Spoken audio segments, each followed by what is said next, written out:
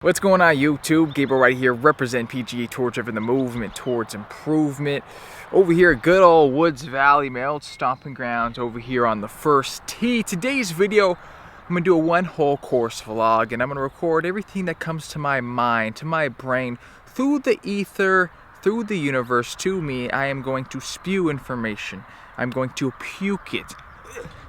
I'm gonna puke information on you. So anyways, we're gonna play this first hole. I'm gonna explain anything that comes to my mind. Hopefully we help you out. Okay, so first tee shot of the day. What I would recommend you do is to do what Tiger Woods does. And what Tiger Woods does to hit the first tee shot well is he ends his practice session with the shot he's gonna hit off the first tee. So if he's gonna hit a fade 3-wood off the first tee, then he's gonna end his practice session with hitting a fade 3-wood.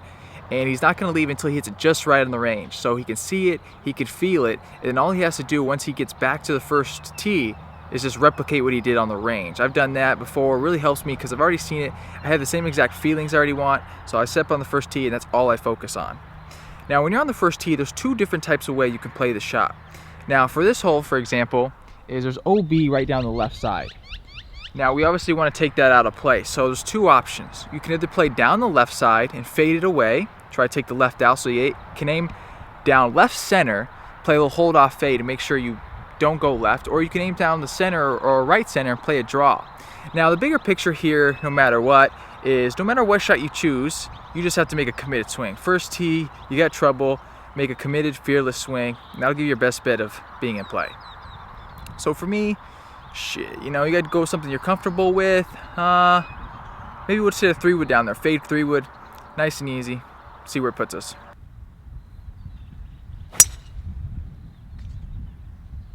Okay, these are little ducks that just crap on the course and tear it up. So when you're putting on the green, you're just putting through a whole bunch of sludge of crap. Don't really like these guys. I have to admit, they're kind of cute with the way they little waddle, you know, but not great for golf courses. Okay, so as you can see, I'm walking, got my cart bag on my back. And that's one of the things I noticed that a lot of you overseas guys don't do. I always see you guys walking, and maybe because it's the rain and bad weather you guys have there, where you don't have the luxury to use carts or something. Comment on that, you guys, because for me, you know, I literally can't remember the last time I walked a round of golf. The West is kind of known for being, you know, technologically advanced. We like money and power over here. Not to say that I do, but our culture is very, you know, building, cities, housing developments, things for profit. And, you know, when I see you guys a lot from the UK post a video, I just see lands of field, you know? I see a lighthouse and I see the countryside, you know? We don't get to see that over here. Usually it's land's very expensive. Water's very expensive over here. So it's one of the things. Look at me, I'm winded. I'm winded right now, people. I got this cart bag. It's not made for walking. And I just haven't walked in a year. Well, a lot longer than that, but since my high school days. But man, this is a heavy bag too. This ain't light, people. Actually, it also have to take into account how weak I am, neuromuscular, skeletal system-wise. Pretty skinny, you know. That's why I like to take the cart. We get around fast. We're efficient. We get as many holes in as possible. Here we are walking to our ball, hit a great shot, and one of the things you don't want to do is you want to aim somewhere, so if you hit it where you're aimed, you're still in play. You don't want to try to aim actually in the hazard and curve it away to where if you hit it straight, now you're in the hazard. I tried to do exactly what I said with a 3-wood. Aim down left center and fade it. Now I aim down the left center here. Rough's about 15 yards away, but I didn't cut, but I'm still fine, perfect. I committed to it. It was a great swing. One of the things you guys can do when you're going down the fairway is just really focus on your breathing. Breathing is like the essence of life itself. I mean, you can go, weeks without food before you die. You go days without water before you die, but you could go, minutes before you die without air. So air is one of the most vitalist things we need as humans. So make sure when you're going down the first fairway, probably because the first tee, you're gonna have some adrenaline pumping, your heart's gonna be beating. Make sure you focus on your breathing. And the biggest thing when it comes to breathing is, deep inhales, but really, really, really slow exhales. That's what I found that's really helped me. So I'll take a deep breath.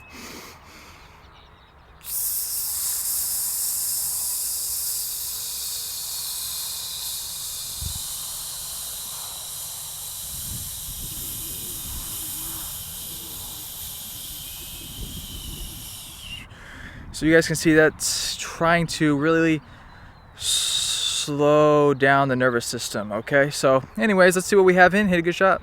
Okay, you guys, got 137 to the pin. And what you need to really do is know what type of golfer you are, what level you're at. As you can see, there's the pin about right there. What I mean by that is, depending on where the pin is, whether it's a front left or a back right or a back pin, it's close to trouble. You need to kind of correlate where you're aiming and where you're trying to go with the ball with the level of golfer you are. If this pin's back and there's only 20 feet of green to work with, and if you miss it long, you're basically guaranteeing a bogey. Let's really err on the side of being short, 30-40 feet short, where it's an easier two putt. I think that's one of the biggest things that's helped me, especially in my handicap days, is just honestly playing more conservative. And I feel like golf is a lot more about eliminating the trouble than actually going for pins. Let's just eliminate the wrong side of the hole, or the hard chip or hard putt, instead of trying to go straight at the flag. A lot of it's just keeping it in play and going away from the trouble. Okay guys, so I got 137 into the pin. Now I hit my full pitching wedge, I think right around 130. We're a little downwind, so I'm hoping if I swing full, it'll go about 132, 134, 137, so that'll keep me short. The pin's kind of back, so I don't really want to go past it, so I'm gonna err on the short side. This should be a nice, good club. I'm just gonna swing full and comfortable and commit to it. It was a good club, but pushed it about 25-30 feet, so I'm just off the green. Should be an easy chip. So anyways, I've noticed lately that my game has been pretty rusty since I've gotten back to San Diego. I don't have a place to play or practice yet, and I've just been getting on courses with Blair. He's got a couple hookup at places, so I haven't only been able to play, and I haven't been able to practice at all. So my game's been a little rusty. I haven't been hitting as sharp, and it's not even the fact of like working on things, but if you're just hitting balls on a consistent basis and playing a lot, you kind of just get in your own groove, your own feel, and you kind of just know your swing a little more. So mine's just a little up in the air, even though my scores really haven't been that much different. I really pride myself on my short game and being able to thrive off hitting bad shots. Pitching wedge 137, about 35 feet in the rough, not a great shot. But for me, I left myself an easy up and down, and I thrive off getting up and downs. Then if I give myself a birdie opt, I usually take advantage. So my game is to really thrive off getting the most out of my rounds and playing good while hitting bad shots, if that makes any sense.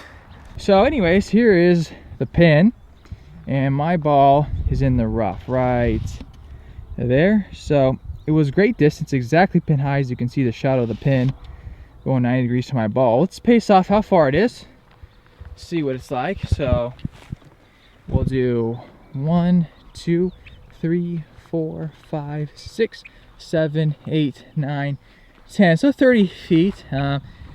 Not tremendously bad, but not great. As you can see, I got consistent amount of green to work with. I mean, this should be just the basic chips of up and down right here. Okay, so here's my ball. And if I have a chip to a pin like this, what I like to do is come up to about 3/4 of the way through, 25%, or I should go say 1/4 of the way through. And I like to read it, right? Just like a putt. This is something I got to put to close, tap, and range. So I got a little downhill left to right breaker. What I then like to do is come from the side of it, like I'm doing now, and kind of see, once again, is it uphill, downhill, just get a little more information. It's pretty sloped back to front, so I know it's going to come right to left, and it's going downhill. And I like to give it a little look from behind. Once again, just kind of drop down, downhill, right to left. This actually looks pretty quick. And then on my way back, I go from the side again, and I kind of just like to try to pick out my trajectory and landing spot. So kind of see where I want the ball to land, how I want to release. I haven't putted on these greens yet, but hopefully to land it right around here, about 3 paces on, and let it release down to the hole.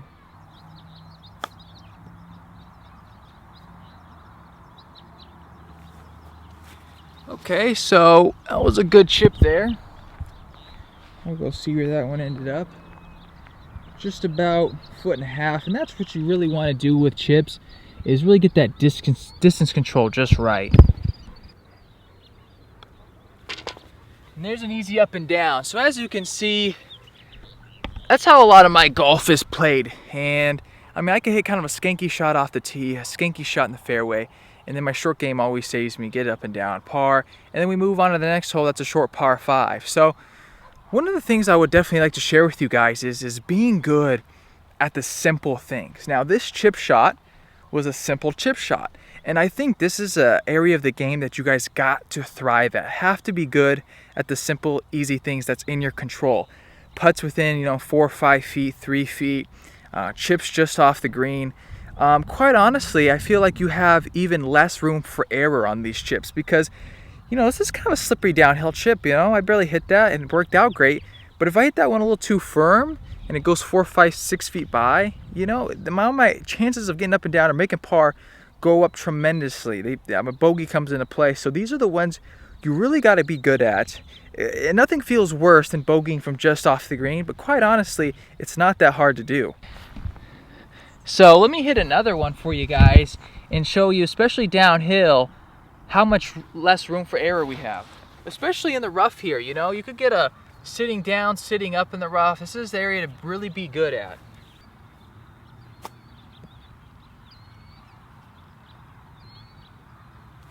So okay, let's say I would have stubbed it my first time like that. I mean, we're just off the green, kind of in a funny lie. The grasses are inconsistent, right? This is a different grass than this one right here. It's not bad. The course is actually in great shape. But now let's say I got a 6-footer. Now I got a 50% chance of making this putt and bringing bogey into play. So guys, really make sure you spend time on the simple things. Chips right around the green. Putts 4 feet and in, 5 feet and in. Let's be good at the easy things we can control. We need to get up and down. Like if you have a flop shot, your chances of getting up and down aren't that great to begin with, so you don't need to be really great at that. If you hit on the green, you make a par here or there, but you're going to make bogey most of the time, that's fine. But these are the ones that, really should be an up and down. Okay, thanks for watching, you guys. I just wanted to talk myself through a hole. Hopefully I said a couple good things that might have helped you or something you can take to the courses or the range. Subscribe. I do course vlogs, what's in the bags, player interviews, tips, drills, and instruction.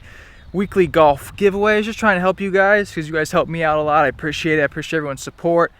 Thank you. I'm headed back now. I just wanted to play one hole, and as you can see, not the prettiest, but you make par, and that's, like I said, not the cards are dealt in life, but how you deal with them, and you do the best with what you got for that day. So thanks you guys. I'll talk to you soon. This is PGA Tour Driven, movement towards improvement, signing out.